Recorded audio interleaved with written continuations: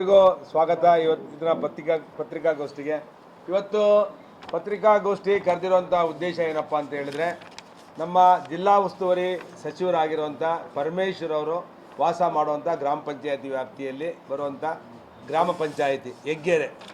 ಆ ಪಂಚಾಯಿತಿಯಲ್ಲಿ ಸುಮಾರು ಭ್ರಷ್ಟಾಚಾರ ಹಗರಣಗಳಾಗಿ ಅಲ್ಲಿ ಕಸ ವಿಲೇವಾರಿ ಕೂಡ ಸರಿಯಾದ ರೀತಿಯಲ್ಲಿ ಅವ್ರ ಮನೆ ಹತ್ರ ಆಗಲ್ಲ ಅನ್ನೋದು ಸಾಕಷ್ಟು ದೂರುಗಳು ನಾವು ಕೊಟ್ಟಿದ್ದೀವಿ. ಮೈಕ್ ಕೊಡಪ್ಪ, ಮೈಕ್ ಕೊಡು.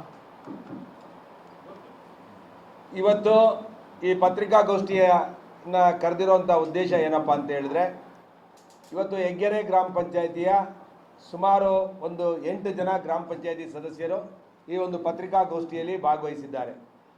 ಅಲ್ಲಿ ಪಂಚಾಯಿತಿ ಯಾವ ರೀತಿ ಇದೆಯಪ್ಪ ಅಂತ ಹೇಳಿದ್ರೆ, ನಮ್ಮ ಜಿಲ್ಲಾ ಉಸ್ತುವಾರಿ ಸಚಿವರು ಇರೋ ವಾಸ ಮಾಡುವಂಥ ಜಾಗ, ಅವ್ರದ್ದು ಕಾಲೇಜು ಕೂಡ ಅಲ್ಲಿ ನಡೆಯುತ್ತೆ.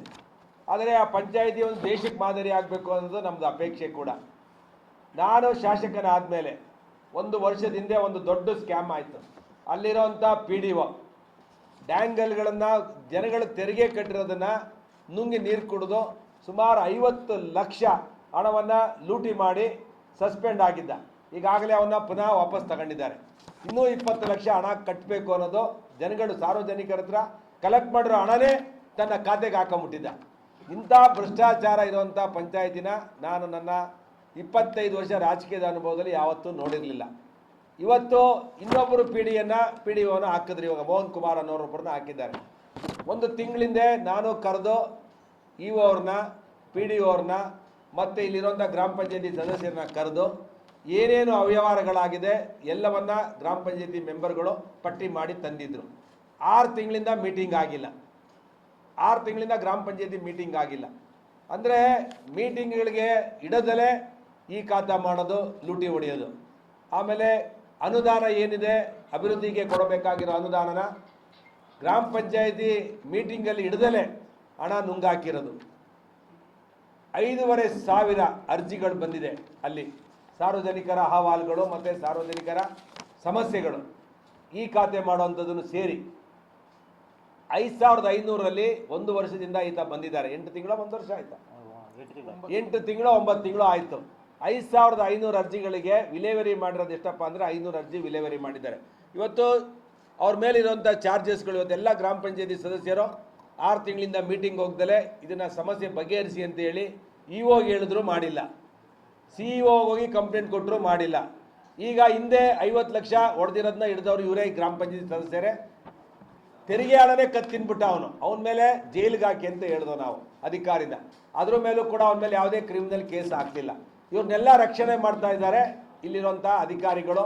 ನಾನು ಇವತ್ತು CEO ಅವ್ರಿಗೂ ಹೇಳ್ತಾ ಇದ್ದೇನೆ, ನಿಮ್ಮ ಮೇಲೆ ನಾವು ಪತ್ರಿಕಾಗೋಷ್ಠಿಯಲ್ಲಿ ನಾವು ಮಾತಾಡಲ್ಲ, ಗೌರವವಾಗಿ ಹೇಳ್ತಿದ್ದೇವೆ.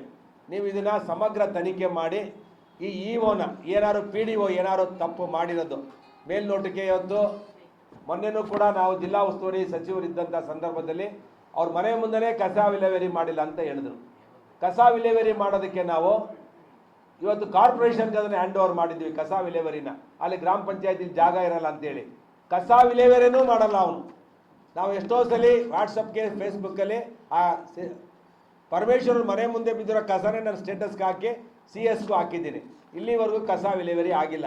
ಇವತ್ತು ಅದರ ಮೇಲೆ ಇರುವಂಥ ಚಾರ್ಜಸ್ಗಳು ಗ್ರಾಮ ಪಂಚಾಯತಿ ವ್ಯಾಪ್ತಿಯ ಅಧ್ಯಕ್ಷರು, ಅಲ್ಲಿರುವಂಥ ಅಧ್ಯಕ್ಷರು, ಮಾಜಿ ಅಧ್ಯಕ್ಷರು, ಸದಸ್ಯರು ಸಾರ್ವಜನಿಕರ ಮತ್ತು ಗ್ರಾಮದ ವಿವಿಧ ಅಭಿವೃದ್ಧಿ ಕಾಮಗಾರಿ ಸಂಬಂಧ ಗ್ರಾಮ ಪಂಚಾಯತಿ ಕಚೇರಿಗೆ ಭೇಟಿ ನೀಡಿದರೆ ಮತ್ತು ಅರ್ಜಿಯನ್ನು ತೆಗೆದುಕೊಂಡು ಹೋದರೆ ಅವರಿಗೆ ಯಾವುದೇ ರೀತಿಯ ಗೌರವ ಕೊಡದೆ, ಇಲ್ಲಿ ಏನಾಗಿದೆ ಅಂದರೆ PDO ಹತ್ರ ಅರ್ಜಿ ತೊಗೊಂಡೋದ್ರೆ PDO ಮಾಡಲ್ಲ, ಅಲ್ಲೊಬ್ಬ ಏಜೆಂಟ್ ಇಟ್ಟವನೇ, ಅವನು ಕಾಸು ಕೊಟ್ಟರೆ ಅವ್ನು ಕೆಲಸ ಮಾಡ್ತಾನೆ. ಅವನ ಏಜೆಂಟ್ ಹೆಸರೇನಪ್ಪ?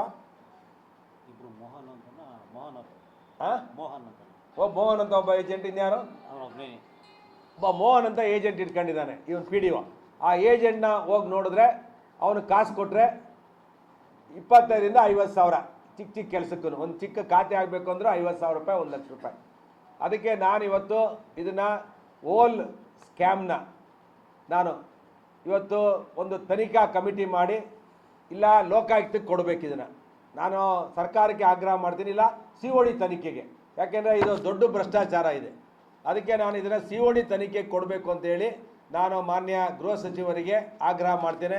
ಇಲ್ಲಿ ಮೇಜರ್ ಸ್ಕ್ಯಾಮ್ಗಳು ಏನಪ್ಪ ಅಂತ ಹೇಳಿದರೆ ಯಾವ್ಯಾವ ಯೋಜನೆಗಳಲ್ಲಿ ಸುಮಾರು ಒಂದು ರಂಗನಾಥ ಎಂಟರ್ಪ್ರೈಸಸ್ ಅಂತೆ ಮಾನಸ ಎಂಟರ್ಪ್ರೈಸಸ್ಸಿಂದ ಸರಬರಾಜು ಮಾಡೋ ಬೀದಿ ದೀಪಗಳಿಗೆ 40 ವ್ಯಾಟ್ಸ್ ಬಲ್ಬ್ಗಳಿಗೆ ವಿವಿಧ ಬಿಲ್ಗಳಲ್ಲಿ ವಿವಿಧ ರೀತಿಯಲ್ಲಿ ಹಣ ಪಾವತಿ ಮಾಡಿರ್ತಾರೆ. DC ಬಿಲ್ನಲ್ಲಿ 151 ಚೆಕ್ ನಂಬರಲ್ಲಿ ಒಂದು ಚೆಕ್ ನಂಬರ್ ಏನೋ ಹಾಕಿದ್ದಾರೆ. ಒಂದು ಬಲ್ಬ್ಗೆ 758 ರೂಪಾಯಿ 785 ರೂಪಾಯಿ ಪಾವತಿ ಮಾಡಿದ್ದಾರೆ. ಒಂದು ಬಲ್ಬ್ಗೆ 785 ರೂಪಾಯಿ, ಅದೇನೋ ಗೊತ್ತಿಲ್ಲ. ಇನ್ನೊಂದಕ್ಕೆ 450 ರೂಪಾಯಿ ಮಾಡಿದಾರಂತೆ. ಒಂದೇ ಇದರಲ್ಲಿ ಎರಡು. ಬನ್ನಿ ನಾಗರಾಜ್, ಈ ರೀತಿಯ ಸ್ಕ್ಯಾಮ್ಗಳು. ಆಮೇಲೆ ಒಟ್ಟು ಚಾರ್ಜಸ್ಗಳು ಅವ್ರ ಮೇಲೆ ಇರೋವಂಥದ್ದು. ಒಂದು ಬಲ್ಬಲ್ಲಿ ಫ್ರಾಡ್ ಮಾಡಿ 750 ರೂಪಾಯಿ ಒಂದು ಬಲ್ಬಿಗೆ ಚಾರ್ಜ್ ಮಾಡಿ ದುಡ್ಡು ಹೊಡೆದವ್ರೆ ಅಂತ. ಇನ್ನೊಂದು ವಸತಿ ಉದ್ದೇಶಕ್ಕಾಗಿ ಭೂ ಪರಿವರ್ತನೆ ಆಗಿದ್ದು ಹಾಲಿ PDO ವಾಣಿಜ್ಯ ಉದ್ದೇಶಕ್ಕಾಗಿ ಈ ಸ್ವಚ್ಛ ಮಾಡಿರ್ತಾರೆ.